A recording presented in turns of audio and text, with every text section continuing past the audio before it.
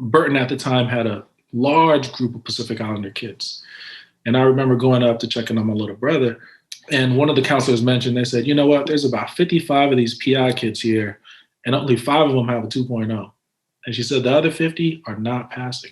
That included my brother and sister. I was like, you know what, I got to do something. Think about it. In 3 years, some of these kids might be on the streets. That was on a Sunday. The Monday, I told my professor I was leaving, and I just jumped into the work. And I never looked back.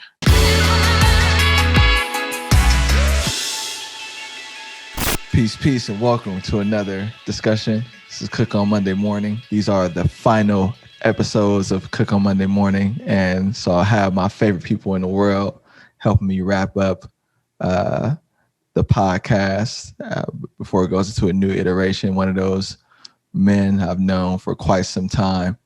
I have the great honor of serving with him on the Board of Education. It's been really beautiful to see his journey, his growth, to experience his energy, to get his perspective and insights. He's I think a treasure to the people of San Francisco, and a man I consider a brother. Mr. Faauuga Moliga has made history as the first Polynesian American elected official in the city of San Francisco. He's, like me, a native of the city, and so much more that I'm going to let him share with you and me, and I look forward to learning. Commissioner Moliga, what's up, beloved? Man, I can't call it Commissioner Cook. Here we are. Here we are. Where you going? I always love your Hawaiian-inspired gear. You always make me feel like I should be relaxing. I'm on big time today, so I had to wear my favorite shirt. Yeah, but even though you look relaxed, I know you're always grinding. Don't stop. It's interesting. It's interesting to figure out like how to start this. So like we're in December at the end of 2020. What are some of your major reflections on the year? Let's start there. I think for me, I'm a family man. My son, he's in high school. He went through this long process of figuring out what he wanted to do for his high school career. And so, that was a big moment for us. I got engaged, right? And so that was really special. And then, I think the big shocker was COVID-19, obviously, right? But, I kind of take things in stride, right? I grew up in kind of trauma and, messiness and issues. And so this was like on another level, and so a lot happened for me this year, right? A lot of good things, a lot of challenging things. We passed a lot of amazing resolutions on the school board, right? We got the Samoan resolution across the board, unanimously passed. We worked on transportation, resolution, which, people don't really think about, but it's a game changer for the school district, right? And then I think in the beginning of the school year, we passed Educator housing, right? And so like all these things, if you look back on, happened in 2020, so, but a lot of good, a lot of challenges, but happy the year's coming to an end. You also got elected to the DCCC. That is so like I just told you, so much. I forgot that until you started talking. I was like, oh yeah, you won an election this year. Yeah, that part.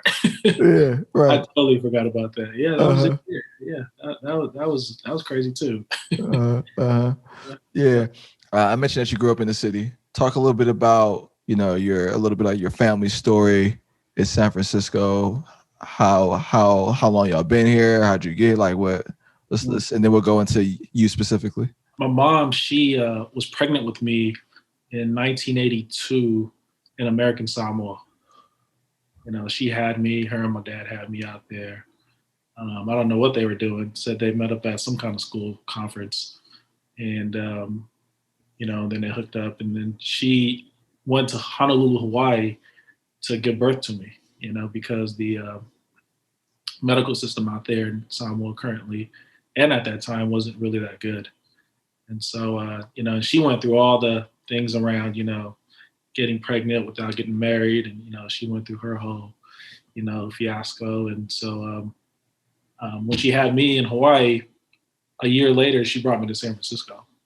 And so my family's been in San Francisco, I think, since like maybe the late '60s, early '70s. They first migrated into Army Street. Army Street down there in Cesar Chavez. And, my uncle came out here because he was in the military, and then he brought my grandmother, which was his, sister. And then that kind of like started our whole migration to, San Francisco. And then when my mom brought me, I was one, she brought me here. We lived in Burton Heights. I went to Paul Revere.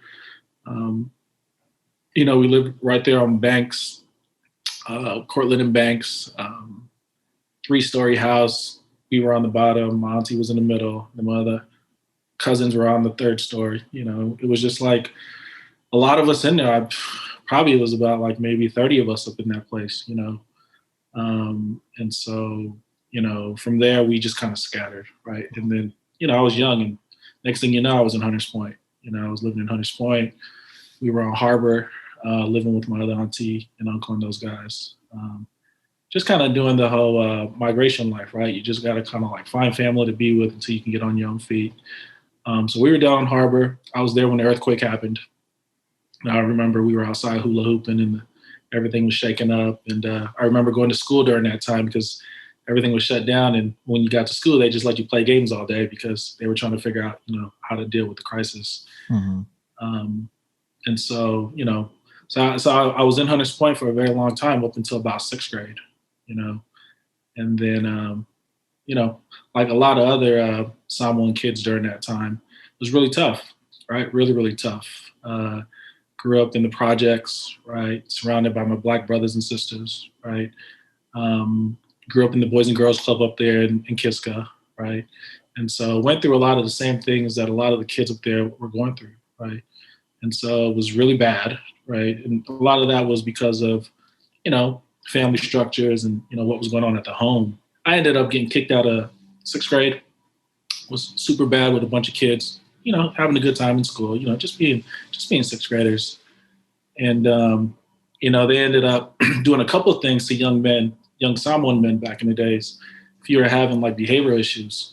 So, one, you would either get like arrested, sent to juvie, or 2, they would just send you back to American Samoa. And so that's what happened to me. I had option number 2. That was like, what do you want to do? It's like, all right, I guess I'll go back to the islands, and I was, going to go out there and, be with folks. And a little bit before that, my mother was like, man, you actually have a different father. That was like a couple of months before. And she was like, he lives in Hawaii. Do you want to go stay with him instead? I was like, that actually sounds pretty good, so that's what happened. Because you got to go from San Francisco to Hawaii to American Samoa. So I was with Pops for like a year, and just out there having a good time. They weren't ready for a city kid. But I had the time of my life. It was great. I had the time of my life, going to the beach, every weekend. But still acting up in school. Ended up stealing one of my buddies' Cool Water cologne. You remember the Cool Water? Yeah. Yeah, that was hot back in middle school. Cool Water. I needed me some Cool Water, and I took his Cool Water, and I got in trouble. There's a number of things I want to pull out from the initial story, and I want to stay on like the Polynesian community in San Francisco for a second, just to give some context, because I always grew up around Samoans, folks that are Polynesian, but I don't think that's common in the country. Like, I'm under the impression that they aren't well represented across a lot of the United States, and there's there's multiple ethnicities within that I don't think I even really fully know about, right? Like within the Polynesian umbrella. So, can you talk a little bit about? Can you address a little bit of that? Like, where are the strongholds for the Polynesian community in the States, and who makes up people who are considered Polynesian? there was three large waves of migration that happened, right? And I'm not a historian, but based on my understanding on like how things were passed down, I think the last two happened in the 70s and in the 90s, right? So in the 70s and in the 90s. When we talk about Polynesians, Polynesians is a territory that consists of the Pacific Islands, right? And so Polynesia is one of three regions of the Pacific Islands. So within Polynesia, you have your 50th state of Hawaii. You have places like Tonga, and you have places like Samoa, right, and New Zealand. New Zealand, that's the triangle. And then there's other territories such as Micronesia, where you'll find Guam. Right, Guam is in Micronesia, and then there's Melanesia, right? And so those are the three territories. And Melanesia, I think, is where that's closer to Asia, Southeast Asia, right? Mm-hmm. That's closer to Southeast Asia.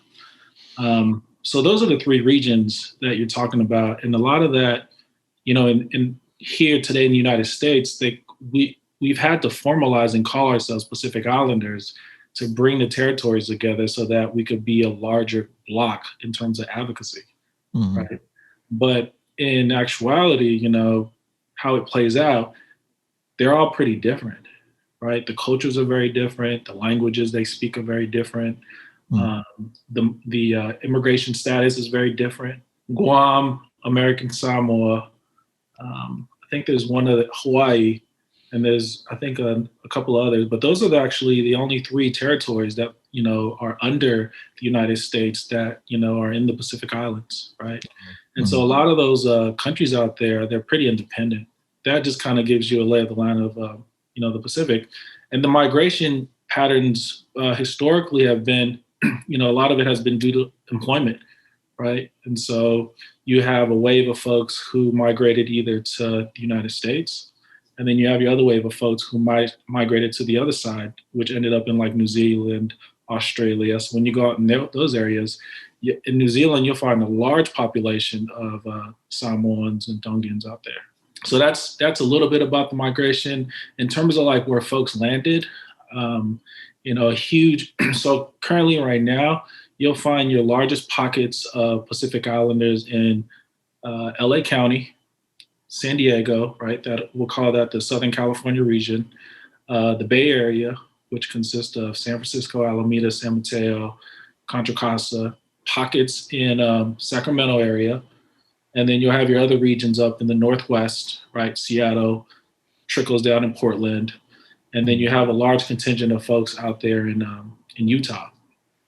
Right, Utah. There's a large Mormon population within the Pacific, and Seventh-day Adventists, which has kind of like pulled people in those directions. And so, so that's kind of the migration. And people, they pretty much congregated where Pacific Islanders could find jobs.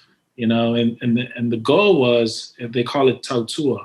You tautua to your family, right? And so, if you look at the clips of like videos in the past, you'll see families sending their folks off, who are coming to the States. And, you see it in a lot of like other folks are going to the States and sending money back home to the families, right? Mm-hmm. That is not as strong as it is before, how it used to be. And a lot of folks have actually just settled in the United States. So that's one. The other component that really spread the community across the globe has been the military. Right. And so the largest employer of one of the largest employers, we'll talk about Samoa and in Guam, is the military. Right. And so the military industrial complex system is live, and it is thriving out there in the Pacific. And, due to the economy, they've been able to, it's one of the premier places to recruit individuals to go into the military. Right. And so therefore, you'll see Pacific Islanders in a lot of places, right? You go down south, right? You go to the East Coast, you go to Korea and Europe, right? And you'll see Pacific Islanders, mainly Samoans and, folks from the Guamanian Islands in those regions. And so the condition of the community. So similar to what you'll see in some low-income Black communities. Like you'll see like a big emphasis on like being tough or like getting money or like, whatever it is, all the dysfunction that happens in poor neighborhoods around like self-destructive behavior. And I'm just thinking about like growing up, how the Polynesian community was represented in school. Cause like for the people I went to school with, like you're kind of like on the smaller side, of folks that I went to school with that were Polynesian. They were like tall, they were like muscular, they played sports, and they were kind of always caught up in some stuff related to what was happening in the neighborhood. And that's like one side, a very narrow side potentially of like what I saw growing up. Talk about that, like respond to that and talk a little bit more about like what's happening in the Polynesian community in terms of housing, jobs, health. When folks see Samoans, we'll say Samoans, they normally say, yeah, you're on the smaller end of Samoan, right? And I'm probably mixed with so many things, right? Like I say I'm 100% Samoan, but my grandmother on my father's side, she has a little bit of Filipino. My grandfather, he was from, I think it was New Caledonia. He has, so I think a lot of that, based on your bloodline, trickles down. There is this theory out there that folks believe, Samoans have this gene that they inherited, which kept them alive because, they were pretty much having to navigate the oceans. And while they were on the oceans, they end up developing these genes that were able to like, retain muscle and like mass to be able to protect them and keep them warm. So the theory today is the genes still exist. However, we are no longer in those situations, right? And so there's a lot of talk around that. I want to segue from that to say that, there was a study that was put out by NPR that found Samoans as having the highest obesity rate in the world, right? The highest in the world. Like that is just, we're talking about the whole entire world, right? In 2011, Samoans in California had the highest infant mortality rate, to the point where we had to like get flagged by the Department of Public Health. They said, hey, what's going on with your community? We have to like, organize and figure out what to do with you all. Assimilation hasn't really been easy for folks, like Samoans do not like assimilation at all. Like we are like clapping back at everything, right? Very proud people, very like, the culture is super strong, still existing. Like we live still based on our indigenous values. Like our Faauuga culture is still practiced today back at home. It's the center of our government system, which was put in place by our forefathers that, signed the deed of cessions when we were getting colonized, right? And so there's a bunch of things that our ancestors put in place that protects our land and protects our culture. And I say that because the struggles that you see today in America with our folks, for me, it's a fight. It's a struggle between those two things that are pulling at each other, right? And in this country, we haven't really found a way to really support our indigenous Samoan Pacific Islander folks in a way that honors their culture and helps them biculturate into society, right? It's almost like, you guys are brown. You brown people need to be doing this, right? This is what brown people do in this country. This is how you should be, right? And I think that has not settled well with a lot of our folks, and it has caused a lot of problems, right?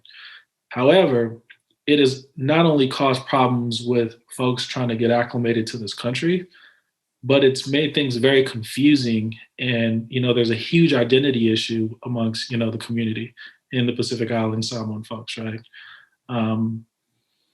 Poverty has ripped through the community, right? So we're not going to, do what folks out here are doing, or we don't understand.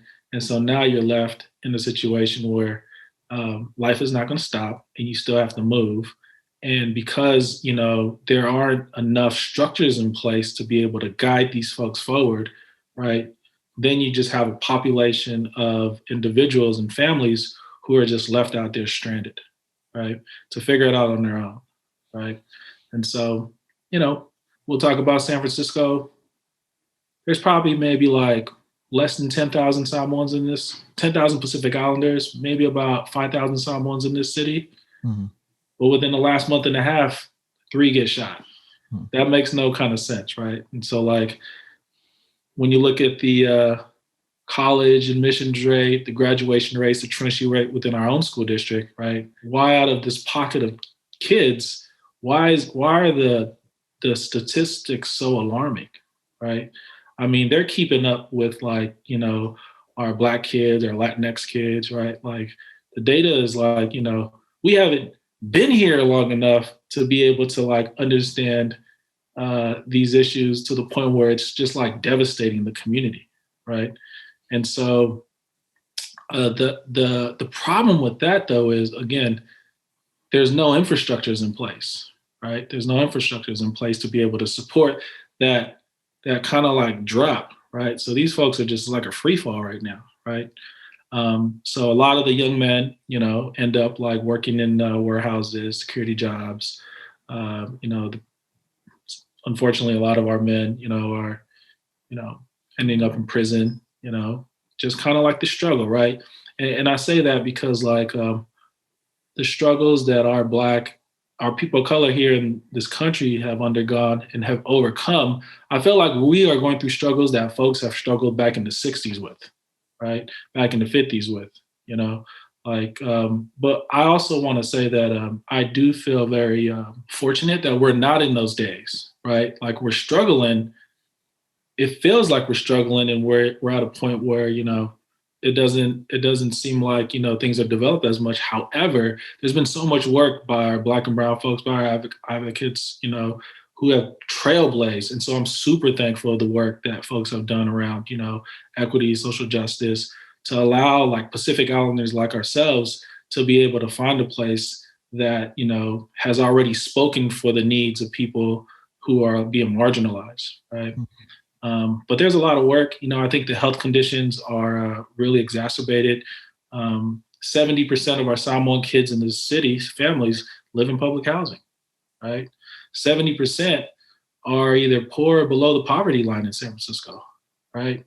And so, being in office now, it's an opportunity to be able to really focus and put some energy around prioritizing this, because it could potentially really get into a situation where we would be in a major crisis, with the community. My social worker teacher told me one thing that stuck with me. She told me, you should think about this. She said, the government might be intentionally killing your people off, right?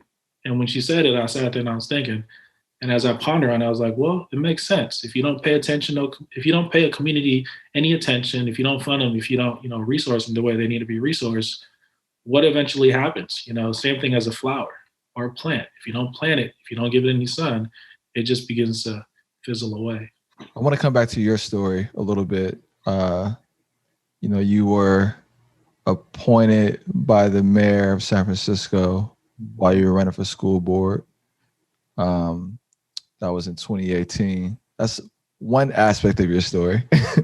But then there's this other aspect of, like, you in high school, and what happened there.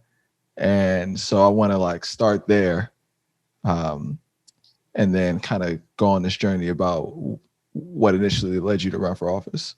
Mm-hmm. So you go to American Samoa, you eventually come back, you're in high school. Give a little overview of what happened with you in high school. Well, when I got back, so I got back in America, like, 11th grade. I went to McAteer, went to Turkey Day, played with Chi-Chi and all those guys in the, on the football field with all those Fillmore cats. Mm-hmm. It was fun. Yeah. It was a whole lot of fun. Yeah, rest in peace to Chi-Chi. He just passed. Chi-Chi, that's right. Just for context, we'll put a news article up. Mm-hmm. Go ahead.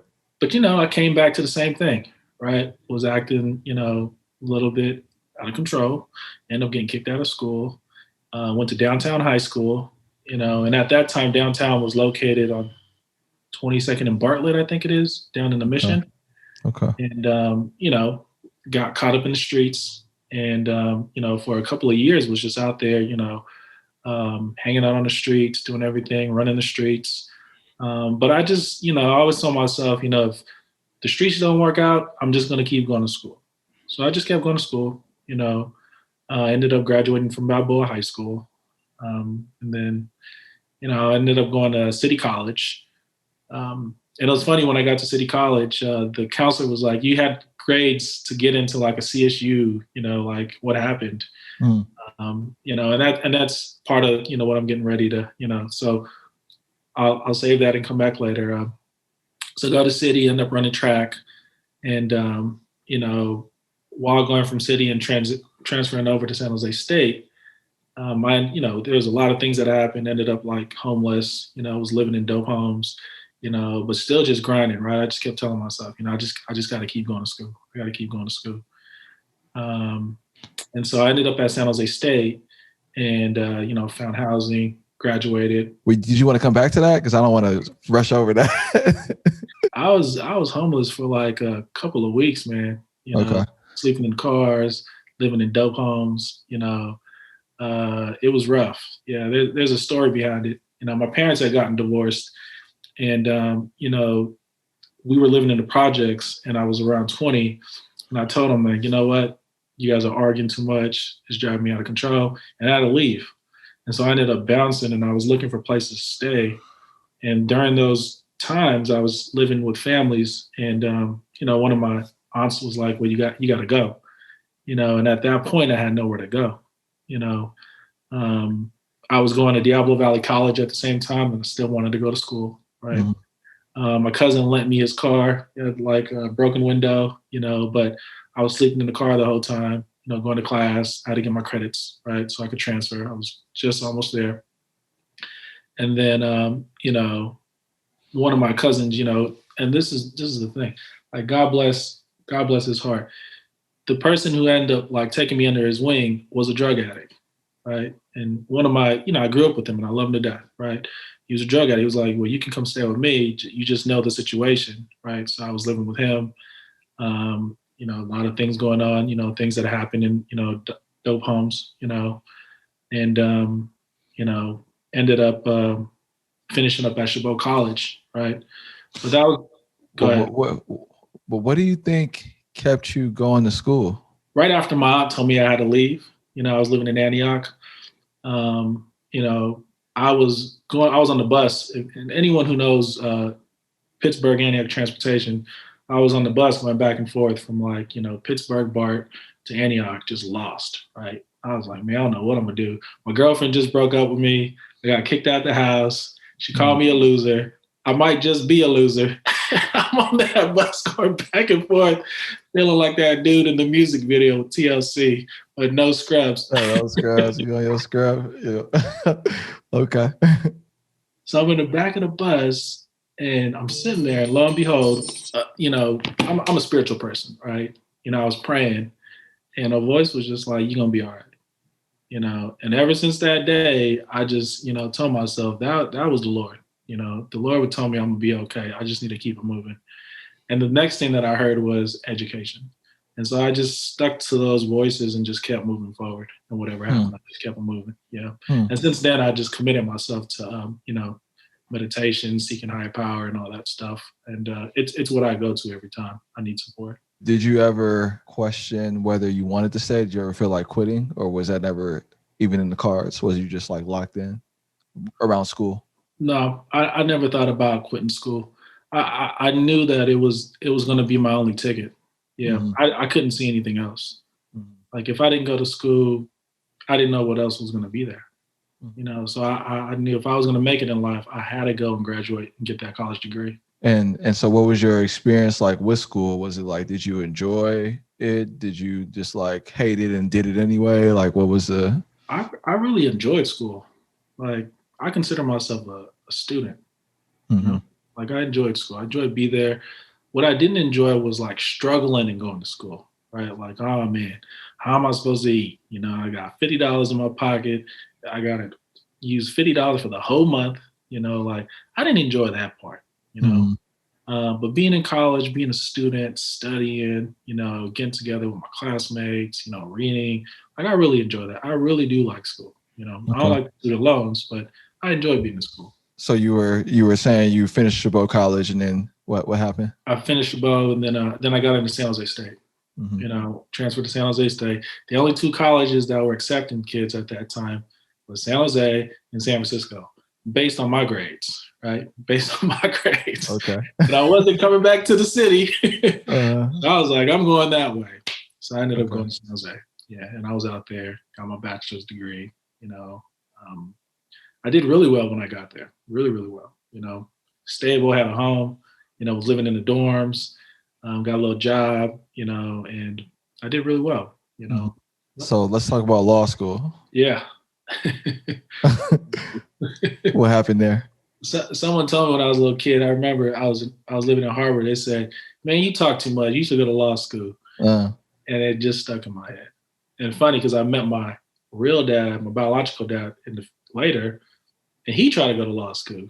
I was like, "Well, there you go." Right. And now my kids. I mentioned I have kids. One of them was like, "Maybe I should go to law school."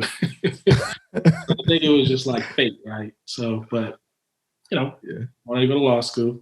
Couldn't stand that LSAT. The LSAT was like, oh my gosh. So you enjoy school. You're at San Jose State, and you had somebody tell you when you were young you should go to law school, maybe as a diss, but you kind of like you ended up actually doing it. Did you know at San Jose State you were going to apply? Like, was that always the plan? Did it come later? Yeah, I was trying to go to Stanford. Okay. I'm going to Stanford. When my LSAT scores came out, I couldn't even get into Golden Gate University. Yeah, I think I scored like a 140 or something like that. I took all the trainings, Kaplan training, read all the things. I just wasn't good at that test. So I ended up I got into a little small school in San Jose called Lincoln. And someone was like, you should go to New College in San Francisco. New College is the progressive school that they built, which is now, not in operation. And I was like, all right, and so I transferred to New College. But my first class at Lincoln, I fell in love with the program. I was like, man, this is great. This is what education should be like, things you want to learn about. It was intense. Everybody was focused on law. And so I ended up transferring to New College. And when I got there, this is how the whole education thing started. When I got there, I was going to school. I was living back in the projects, trying to get back on my feet, right? And then my siblings were going to Burton at the same time, Burton High School here in San Francisco. They were doing horrible. Burton at the time had a large group of Pacific Islander kids. And I remember going up to check in on my little brother. And one of the counselors mentioned, they said, you know what, there's about 55 of these PI kids here, and only 5 of them have a 2.0, right? And she said, I'm talking about a 2.0, not a 3.0, not a 4.0, a 2.0. And she said the other 50 are not passing, right? That included my brother and sister. So, I was young. I was probably like 22 years old. I was like, you know what, I got to do something. Said a little prayer, talked to a couple of mentors. One of them was like, listen, you can keep going to law school, get a degree in 3 years, fine, right? Or you can start helping these kids out. Think about it. In 3 years, some of these kids might be on the streets, right? And that really hit me, right? That really hit me. That was on a Sunday. The Monday I told my professor I was leaving, and I just jumped into the work. And so I've been doing this work since I was like 22 years old, 2006, I think it is, right? And I never looked back, so I've been in the field ever since.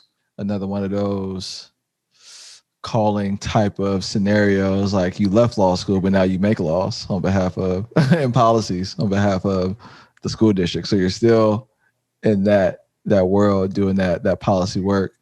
And so, yeah, so you mentioned a lot about like prayer and discussions with people. Were there any like pivotal lessons or books or a text that really shifted the way you thought or how you pursued a particular like problem or situation? I think in my 20s I read a lot of books, read a lot of like motivational self-help books. Mm-hmm. I think the real game changer for me, which kind of like brought things to a point where I felt like I was being guided by my own intuitions, was meditation. I think when I got into meditation, things really started to shift. Right. Mm-hmm. And then I'm really big on like, self-care, personal development. The one book that I purchased a while back, which I still read today, is from Melody Beattie. She has this book called Letting Go. It's more like just passages you read on a daily basis. And it really talks about how to like having a healthy relationship with yourself. Right. Mm-hmm. But I think for me, that was the pivotal point, when I figured out, the things I want in life that I feel like are going to be like core to my roots and that really resonate to my heart is going to happen the more I work on myself, internally. Right. And so that's just kind of like how I've lived my life. Right. Continue to take care of yourself, continue to pray and meditate. I do a lot of journaling. I'll read, what is it? Bell Hooks was another good one. I forget the name of the book. She wrote a book around, loving yourself, which was really good. She writes a lot of those, but, a lot of that, again, for me is around healing, right? Coming through the struggles and, growing up, in the conditions that we were raised in. Mm-hmm. The work that I knew I needed to do for myself was to take care of myself, right? And if I could do that work, I knew I was going to be able to have a clear mind and a clear, soul and spirit to be able to focus on what's in front of me. Do you remember how you got introduced to meditation? Burton High School, I had this quiet time meditation, right? And I've always had like some anxiety. I've had anxiety in life, right? And I kind of heard about meditation on the side and I was trying to do it. And then the quiet time program at Burton High School, they just so happened was, willing and open to train the staff as well. And so I got trained in transcendental meditation with the quiet time program. And then from there, I studied other meditation practices as well, but it was through that program. And Burton, so during I recently, now that I'm leaving the school board, we had like a little farewell thing with the Alliance of Black School Educators. And you told the story about seeing me on the street when I was a kid. But the time that I really remember meeting you was at Burton. And you were doing work with young people. And I think I might have been with the Ed Fund, but that's kind of how our relationship as adults started. You were at Burton. Talk a little bit about at the Beacon program. Before I got there, I was at the Baby YMCA at the CARE program. It's the truancy program they put in place when Kamala was in town, right? They were trying to address truancy. And so we built this truancy program. And about a year later, they asked me to go up with the team to build the community schools model at Burton High School. And so when we got there, like Burton was literally on the verge of like shutting down. They're about like maybe 50 kids away from not being able to meet an enrollment requirement. And the school was like, was kind of in a crisis, right? It's kind of in a crisis. And so Bill Kappenhagen had just come on, he was the principal. They brought us in there. We came in there through the Baby YMCA as a Beacon initiative, right? So we came in there with the Beacon. The Department of Public Health put some money behind it to provide mental health work. And my job was to partner up with my partner was to launch the mental health component, within that community schools model. And that's what we did, right? The school was about 800 kids when we first got there. Mm-hmm. I think about 4 years later or 5, when we left, which was about 6 years later, the school was up at 1,100 kids, right? It was probably still is one of the premier high schools out in the southeast side of San Francisco. And it was like thriving. The energy was back. Activate my Thurgood Marshall rivalry when you say that. But go ahead, continue. I got love for Thurgood, so we won't go there. But yeah, so Bill Kappenhagen ended up leaving. He did a great job up there. The staff there he put together was amazing. The school got Yeah. redeveloped from like a bond that was put out. Talk a little bit more about that, because I interrupted you, and Burton High School's being rebuilt is a really important story, and it sounds like you were there. Yep. So it became one of the premier high schools. Like, what was happening? What happened? So on our end, what we ended up doing was instilling that community schools model. And so what that brought to the school was literally like $1 million in services and staffing that they didn't have, right? And we're talking about during the recession. So we got there, I think, around 2008-ish, 2009, right? We're talking about during the recession. And so we ended up weaving into their leadership. Our director was like right next to the principal. We ended up instilling like a work first program. We built out a teen center. We infused mental health services. And the other piece we brought together was a community piece. We brought the community into the school and took the school out into the community.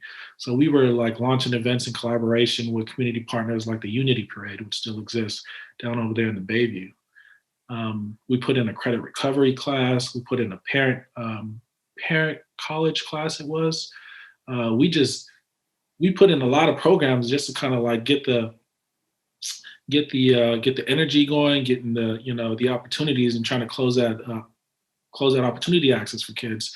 So when you came up there, we were talking about the Youth in Government program, right? The Youth in Government was a civic engagement program for the youth up there, right? To get them, civically active. And it was a very diverse program, and it's still going on to today, very successful. We also launched the Puma Prevent program, right, which dealt with consent with young men here in San Francisco. It ended up reaching over, I think, almost 3,000 kids within 2 years, right? And so it was a really, really interesting time there at Burton High School. I mean, every year the enrollment was going up by like 100, right? And I really do take my hats off to the principal, Bill Kappenhagen, and the leadership, with Sanico's up there now, Ms. Thomas and everyone, including the work that we did, to really bring it up. And we're talking about a school that, where a lot of Black and brown kids are up there. It's a large contingent of Black and brown kids and a large group of Asian kids as well, and they're very prideful. They love their school, and they have, outstanding teachers, committed who have been there for a very long time as well. The one thing I also want to throw in there is that quiet time program. When that quiet time program came, I noticed, because what they did was they provided meditation for pretty much any student who wanted it, but you can feel the level of like energy start to just kind of like settle, right? Kids were more like clear, a little bit more focused. It wasn't for everyone, right? But you could feel the energy start to balance a little bit at the school, which I thought was a pivotal point as well. One of the many compliments people often give you is about your energy. They're like, I love his energy. His energy is like so amazing. and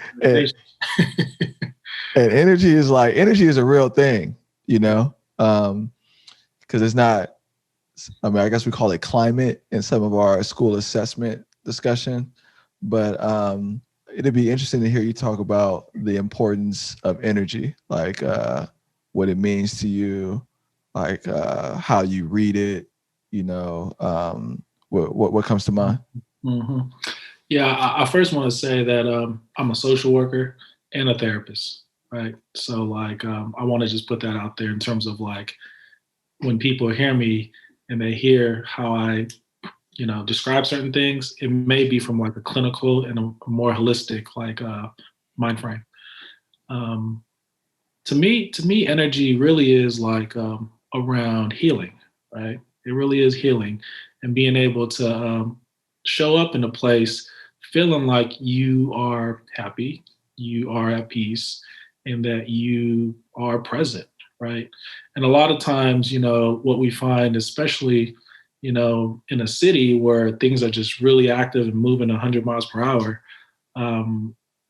individuals could easily get caught up in, that energy, which at times could not really be your true intentions, right? And so the goal at the end of the day is, who are you and what do you actually want to do, right? And are you focused enough to be able to settle down and sit through whatever uncomfort is coming up for yourself to know that this is what I really want at the end of the day? You know, I think folks could do that, but there's another level where you can go a little bit deeper to the point where um, you'll be making decisions that are really true to your own personal heart and your intentions, right? I think that gets lost with social media and a lot of the busyness that we have here in San Francisco, but things Yeah. like meditation is a good way to go about that. Yeah. So there's like a practice or like an awareness you can have to improve your energy, but there's also like scattered dysfunctional, like, or for lack of a better word, I mean, I don't know if bad is the right word, but energy that isn't like healthy. And so when you see that, what's going on for you? Right. So here's the thing, right? For me and you, especially being on this board, when you're making a decision, what energy is guiding that? Did you make it because you were anxious? Did you make it because you were afraid? Right? Like everyone deserves a fair chance to feel safe and calm and as peaceful as they can be to be able to make a decision that they feel is right for themselves. Right. And so when we're in a rush or when we're in a state that we don't really feel, comfortable, we may be making a decision that could potentially be hurtful to yourself or to another person or to like whatever you're in, right? So we always want to be clear about, what it is. And when I say energy, a lot of times it's like your intentions, right? Your true intentions. What is it that you really want to be driving your decisions at the end of the day? Yeah. And so, and you mentioned being a family man. I want to step back for a minute to talk about, your first child, like what was happening for you when you had your first child. And then it'd be interesting to also hear how you have these discussions with your children about, energy and that perspective and how it guides your parenting. Yeah, when I first had Isaiah, call him Zeze, I was scared. I was in my last semester of college. His mother was still in college, and I knew we weren't going to be together, only because we weren't together at the time. She was my high school sweetheart. We were doing the whole thing. Okay, hook up, you go your way, I go my way, come back, hook up again, you go where, and so it really was tough for me because at that time, a lot of the homies were like having kids at the same time, and they were, staying with their partners because, out of the, their belief for the kids, but then they ended up being miserable or breaking up in the long run. So for me, I made the decision to just, we got to co-parent, right? I have to co-parent. I need to continue to go on with my life, but I didn't know what I was doing. It was super scary. But when I had him, it was like the best day of my life. It was like I tell every dude that I talk to, all my homies, oh, you getting ready to have a kid? It's like falling in love all over again. And so I don't regret it at all. I'm happy that a couple of things. So they were like, so when my son was born, my mom and everyone was like, you should just send him to Samoa, right? Kind of like what they did to me. His mom was not having it. She was like, nope. And I thank her for that. Thank her for that. Because I was trying to go to law school. So I was like, I thank her for that. So we didn't do that. And, we raised this child here in San Francisco. She thugged it out her last year in college, pregnant. I did the same thing. And then we ended up, finding, ways to like, raise this healthy, amazing young man, and he, he's with me all the time. He understands, what energy is, what meditation is, what self-care is. Like most children, he looks at their parents like, yeah, dad, whatever, right? But he's listening when he comes back to you. He's like, you know what, dad, I just practiced meditation. You know what, dad, I was just listening to jazz. You know what, dad, I'm gonna go on a walk. So your kids are listening to you. And I think as a person of color, especially as a man of color, raising young men, it's always important for us to just continue to like, know that we have to set the example and the role for our kids, and they're watching. Yeah, that example, the power of the example, you know, and we're responsible for people's children, like in our school board work, right? And like there's this thing that happens between what we say we want them to do and what they see us do. And so, you know, I like that you said that he's around you all the time and you live it. So obviously he's picking it up as a result of that too. Mm-hmm. So you decide to run for office. Yeah, that's one for the books. And I remember the first time you told me it was at you and Matt Haney told me at my first gala for Mission Bit. And I was like, whoa, what? Matt was like, oh, let's go find Stevon. And you know, you have people in your family that have been politically involved, which we didn't really touch on.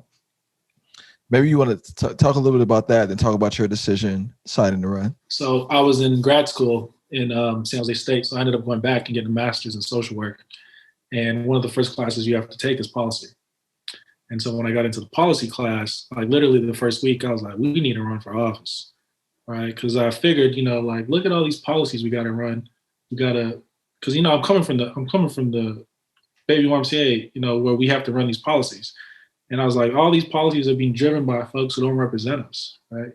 That's when I ran into you, right? I ran into you kind of a little bit before that, actually. Mm-hmm. And I was really interested. My uncle just became governor in American Samoa. And so I was like, oh man, maybe I got a little something, you know, maybe let me go over here and like, you know, maybe I got something there. Mm-hmm. And then, you know, I got on your campaign and, you know, we kept going and going and going. And I remember at one point, you know, I was telling you, I was like, man, I want to run, but I don't know who's going to vote for me. There's not enough Pacific Islanders in the city. And you're like, well, maybe you can run in like Hawaii or Samoa later on down the line. I was like, all right, so I'm gonna just keep going. Like, just keep learning. And so that's what I did. It wasn't until I started coming to those school board meetings because we needed like, you know, support for our Pacific Islander kids. And I remember you said something, you were up there. You said two things that kind of like shifted me towards where I really need to think about running, right? You said, the first one you said was, I actually text you. I texted, I was like, Stevon, you guys are not talking about Pacific Islander kids. And you said, well, come up to the podium and say something. I was like, I'm saying something right now. Yeah, I don't remember this, but that sounds like how I would respond. And so I was like, man, I don't even know if these people are listening to me. And I'm coming to these meetings, right? I don't know if they're listening to me. Then you said something else. You said, I'm just warming this seat up for somebody else. Right? You said, I'm just warming this seat up for somebody else. And, you know, and the fact that I had to keep coming to those meetings, I was sitting there and I was thinking like, oh man, it was really pulling at me, right? You remember, I used to come there by myself or, you know, come there with like, you know, the group, but literally there's not enough of us, so you got to show up. So I was like, you know what? I'd rather be sitting on that side than on this side, because at least if I'm coming by myself, I'm on the side that's making decisions and not on the side that's barking, you know, demands. And so that's what happened. You know, I ran into Matt, ran it through my mentors. It was like, it's time to go. You know, I ran into Matt. And then, you know, Matt was like, you should just do it. And it's been a wrap ever since. You know, just like, all right, let's go. So, all right. So I will retell some of this about like your first race versus mine, right? And what a trip it was to see you doing it. So like, you know, like you, I got a lot of insight and guidance from Kim Cherie Moffis, who was formerly on the Board of Education, and also support from Van Cedric Williams, who's now elected to the Oakland Board of Education. It's like a whole crew is elected. But for me, it was like the first time I ran, I think the code lesson that everybody needs to learn is that like there are no, like you gotta like get it. Like there are no like handouts. You know what I'm saying? You gotta really like go, you know? And so I was intentionally somewhat distant from the day-to-day of your campaign. And but behind the scenes, I was talking to like all the people I needed to talk to. Like he's the only person I'm supporting. Like I'm all in on him.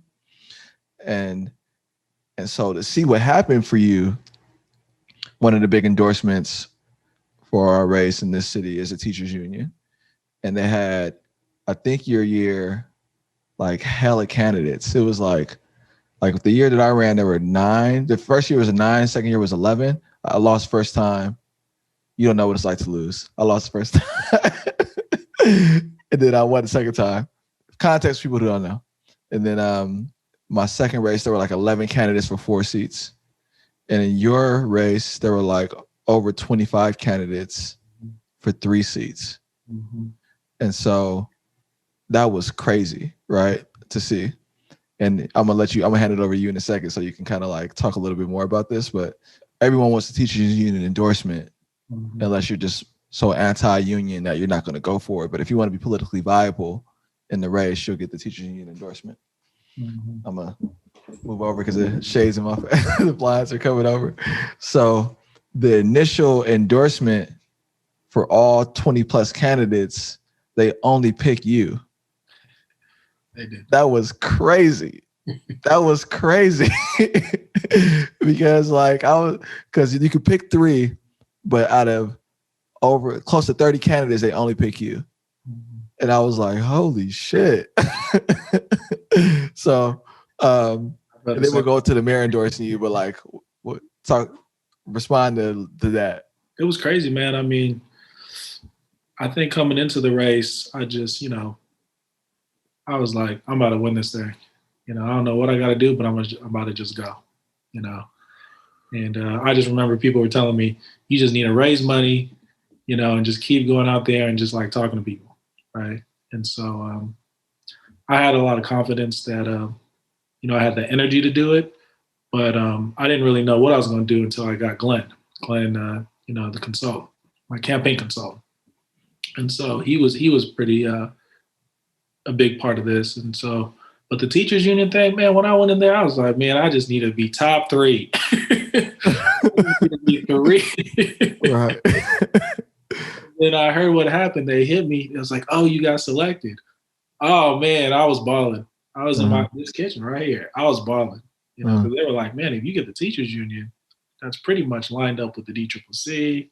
And, and I was like, oh man, I was all kind of emotions was just flying everywhere. And then later it was like, oh, you the only one that got selected. And I was kind of like, really? Damn, what happened? I don't know what happened. It just like kind of wrote that way, right? I didn't really have too many people there. I mean, I had maybe like, 3-4 people that showed up who I asked to come, but I just count that on just like, being in the right place at the right time, doing the work that you need to be doing, and people really just, feeding into or understanding or like feeling the energy, going back to energy, right? Just really believing that you are the person that needs to be selected right now.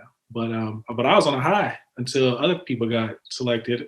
I was with all the endorsements. Right. Yeah.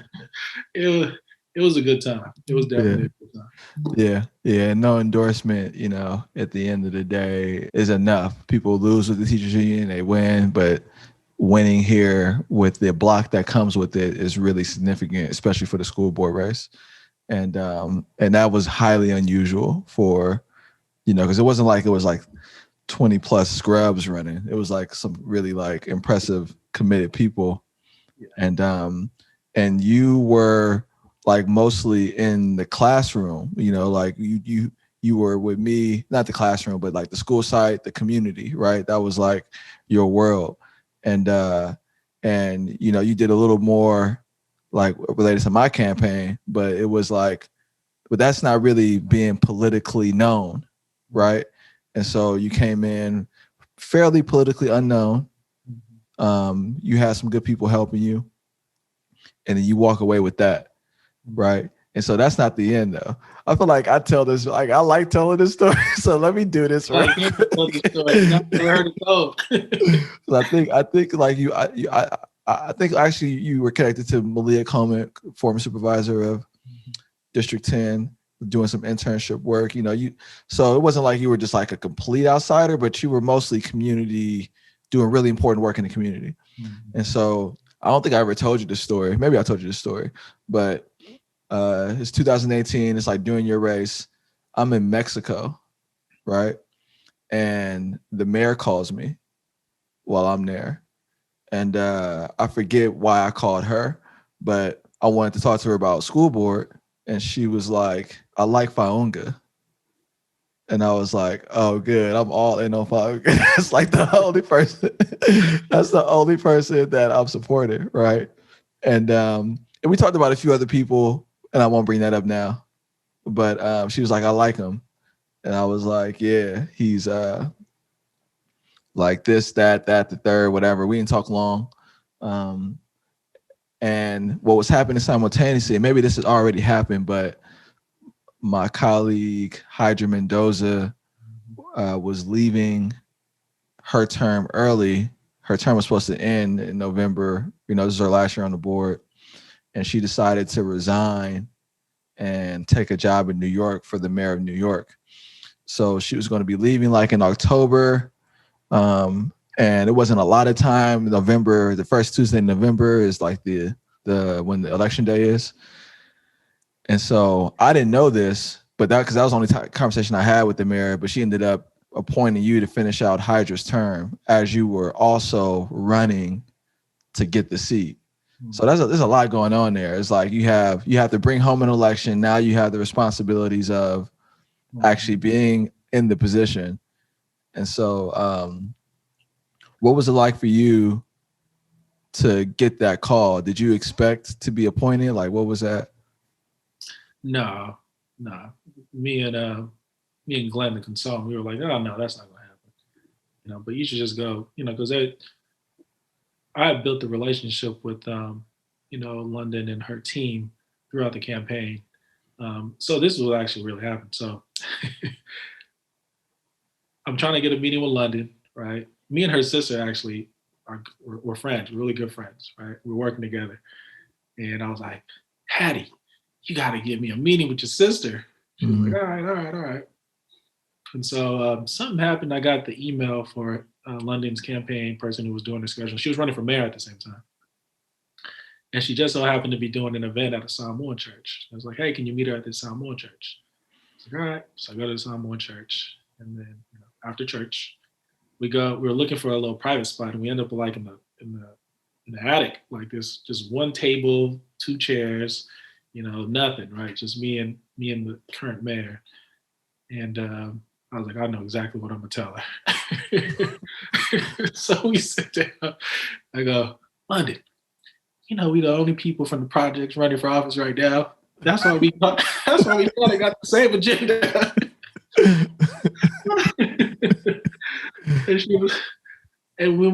And that was it. She didn't say anything. She laughed. She's like, oh, and her sister kept bugging her about me. And then she was doing her homework, and she probably knew that I was in the community and working in public housing, right? And the mayor's from public housing, right? And so later on, as we built that relationship, I get the call like, hey, the mayor wants to endorse you. I was like, oh, thank you, right? Later on, hey, let's have a conversation. I'm meeting up with her team. Like, the mayor now wants to appoint you. And we're like 3 weeks out, maybe like 4 or 5 weeks out, actually. No, we're like 4 or 5 weeks out. And I'm like feeling good about the race. I was like, man, we about to win this thing, right? We're doing well. Got the endorsements, happy. And then this shows up, right? And so it's like, can't turn it down. And I knew it was going to be hard because not only do you need to finish your race, but now you have to serve on the school board. So for me, it really was like not really a smooth transition. It was like you get put in right away. You don't really have that 2 months after November, the election, to just kind of cool down, gather up, you just get thrown into the fire right away. And so, but it was definitely an honor, definitely a highlight. My family was there. We did the ceremony at my old middle school, Luther Burbank, the school that kicked me out right before they sent me to the islands. So everything kind of come back to full circle, right? Everything kind of come back to full circle. And then I got elected in that November. and then serve my actual term in January. So you win the election. You officially start your term as the people's choice, right, on the board. And you've been on for 2 years now. Let's talk a little bit about some of those like major things. You know, so from my perspective, I remember like every person that gets elected that's new is kind of like, what's going on? You know, how does this work? And you know, so we all have those questions when we start, but then like you kind of found a groove. I want to say it took like maybe like 7 months, you know, but before the end of the first year, you just kept like putting out resolutions. It was just like, it was like, you're asking no more questions. It's just like, boom, boom, boom, boom. The first resolution you wrote, you gave me before you won, that we passed around doing more to support the Polynesian community around data and services, which you redid once you got on to strengthen it. So it wasn't like that was, you know, the first ones you did one before you got on. When did you start? When was it for you? Like you started to feel like, okay, I got this. Like, oh, I'm gonna start to just like get heavy with the policies. Yeah, I think what happened to me in the earlier years, well, you know, in the first year was, you know, truth be told, I was a little nervous to talk during meetings, right? Because, you know, in my head, I was like, man, I'm from the hood. I don't know if these people are gonna understand me. And like the best way I know how to speak is just to speak the way I speak, right? And I don't know how I'm gonna be received. So I had a lot of self-conscious stuff coming up for me. And I say that because I found my voice in writing resolutions, right? And that's what it really was. It was like, oh, okay.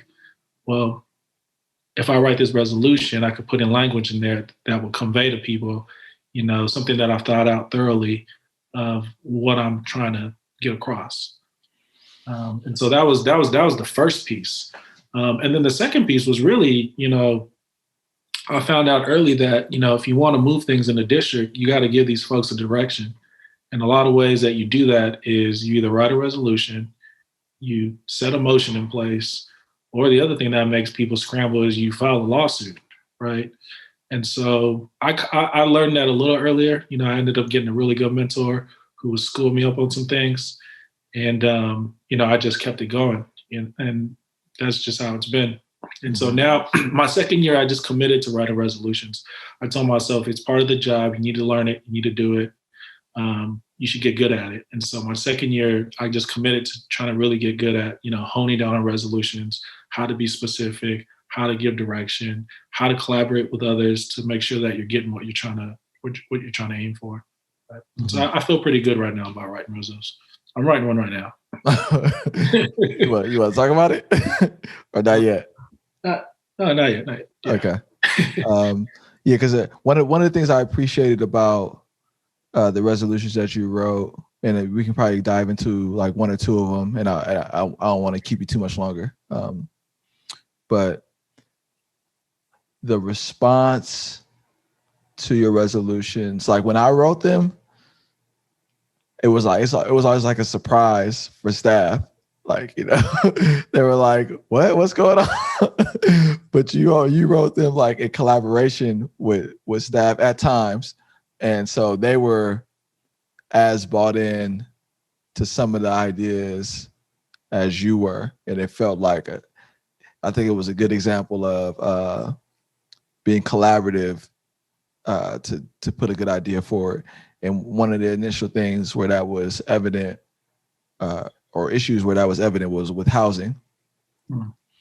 And so talk a little bit about the housing resolution that you started to write, like who was involved, what the purpose of it. Yeah, that housing one was a big one. I mean, before the pandemic, the educator housing was probably one of the biggest issues we were dealing with in the state, you know. It was a good challenge for me to be able to figure out how to like land that ship, given the partners that were at the table, right? So we had like, you know, the players, The mayor's office was there. The community folks were there from Choo Choo. The teachers union were all involved, and then staff. And so I think the biggest thing that I was struggling with that whole process was, there's a lot of this talk around, market rate housing versus affordable housing in San Francisco, right? And so really trying to line up, like, what are my core values and where do I stand on this issue? And then once I got clear with that, was then to push forward. At the end of the day, we landed on a resolution that we all could buy into. I mean, well, maybe not all. Some people were not happy, but it's something that the district and our partners, including the funding around it, was really clear, and there was a path for us to actually make this all happen. Because of the pandemic, a lot of that work has slowed down, especially because of the tax dollars in the state. The funding just looks a little different. But there's a lot of other opportunities that have popped up in order for us to, get educator housing back on the priority list, which I think we should do right now. It's a great time to invest into, what that currently looks like because of what's happening in the market today in San Francisco. It's a good opportunity for us to get folks back into the city who want to be back in San Francisco. But really it was, a matter of understanding, your role as a commissioner, and that, people were looking to you to champion that issue and to provide that leadership. And so, I just try to keep an open mind, be as fair as possible, make sure that I'm listening to all parties, and then really, using all my resources to be able to make the right decision. And then, the staff essentially are the ones that have to do the work. So I have a lot of respect for staff. And so, I know that if I pass a resolution and there's not, some kind of buy-in, then, the resolution is going to be stalled. And so I just made it a practice to work with staff, work with the superintendent, work with our partners to be able to push something out that we realistically feel like is going to land. And so you see the Ohio resolution. The Ohio resolution is funded almost $1 million, right? And that's moving. Staff hired, programs are in place, mental health services are being, provided to the kids. And that wouldn't have happened unless we did that collaboration. Before your resolution, President Sanchez was talking about I think 2,500 units. I was saying 10,000 units. There's nothing written down about how much we could build in terms of teacher housing by a certain date. And then you said, then you did it, you put a clear objective by a timeline. I think we added some stuff around rent subsidies. So you sort of spoke about it in a general way, but the really important part, at least one of my reflections from it, you may have others, that it brought to the discussion was what to do by when, which ended up being, I think, a really important lesson for me in policymaking, period. We need a deadline, and we need a number that it's an important thing in life. An end date with an objective, it just helps orient us all to a particular place. And the reason why that's so big is because before your resolution, it was hard to really work to get staff to commit to a number. It was and then all of a sudden it's no, we can hit this number. The same people that was not saying we could do a number at all were with you saying these numbers are possible. And we want to do and then the teachers union was saying these numbers are possible. And so that was a real big shift in the teacher housing discussion, which is a big reflection point for me. Anything you want to say to that? Or? Yeah, I was going to say, when landing on that number, it really was getting an idea of where these folks were at, where they were at, realistically what the funding looked like, and what could we do. And I think we put a 10-year time frame on there. And so, I ended up just choosing a number, right? Choosing a number. This is what we're going to go with, and we're moving forward. And it just so happened because we were all on the same page. Again, bringing it back to, because I just remember they kept saying, you're the commissioner, you got to lead this, right? It's all right, and which I think, at the end of the day, being in these seats, the folks are looking for us for that guidance, right? And so when we set the number, because we had all those other things in place in terms of like collaborating, talking, communicating, making sure everybody was heard, it was easier for people to buy and move forward with. Okay, so I've sufficiently kept you too long. I'm gonna do the rapid fire question round with you. But before I do, say a little bit about what your job is now. I won't have you go into some of the stories that you tell me about what your job entails. What are you doing currently outside of the school board? Right. It's like night and day. It's night and day, on the school board, making policy decisions for the children in San Francisco. And then 9 to 5, I'm a crisis worker in San Francisco, front lines, essential worker. We respond to all the psychiatric crises in San Francisco. We partner with SFPD, San Francisco Police Department, Fire Department, and we pretty much assess individuals who potentially need a higher level of care of mental health services or need to be hospitalized. I'm going on a call later today where, we deal with hostage negotiations, folks who are on the verge of wanting to commit suicide. And then we also deal with all the homicides in San Francisco as well. We respond to the crises and provide triage. And so that's my 9 to 5. That's hard work. I love my job. It's good work. It's what I specialize in. And then I do therapy around that as well. So rapid fire, you ready? I might say something that you might have to edit. Well, the first question is easy because we've already talked about it. Do you meditate? Yes. What's one book you would recommend? Bell Hooks. I forget the name of the book. Black cover. Start with love or something in there. I forget the name. I have to Google it up. But it's a Bell Hooks book. Black cover. Has some red in there somewhere. It's a really good book. About this thin, this big. David will find it and he'll post it when he edits. What personal weakness can you forgive in someone? Where'd you come with these questions?